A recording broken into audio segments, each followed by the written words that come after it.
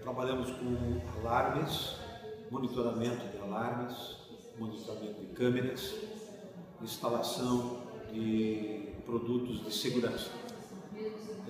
A sede da empresa é em São Bento do Sul, município de São Bento do Sul, no estado de Santa Catarina.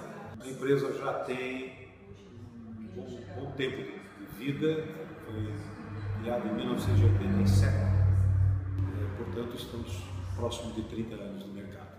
A parceria que nós tivemos com a Quatro surgiu de uma necessidade do mercado.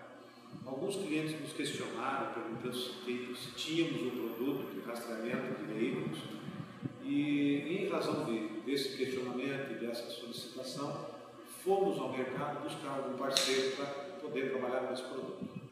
Tivemos algumas experiências negativas por conta de assistência técnica não estava condizente, apoio tecnológico dos produtos, a instalação e a própria funcionalidade não estava condizente. Aí encontramos o pessoal da Quatnos,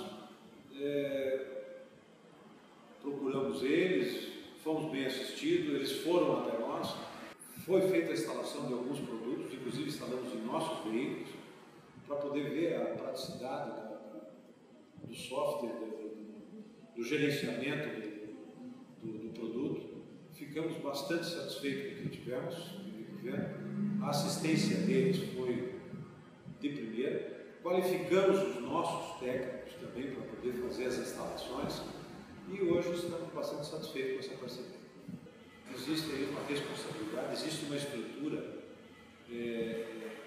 muito profissional. O mais importante de tudo é que eles conhecem o que eles fazem. Então, você trabalhando com uma empresa que sabe o que tem que fazer, que sabe trabalhar com o seu produto, te dá uma certa garantia de que aquilo vai funcionar. Eu recomendo instalar com a NEG.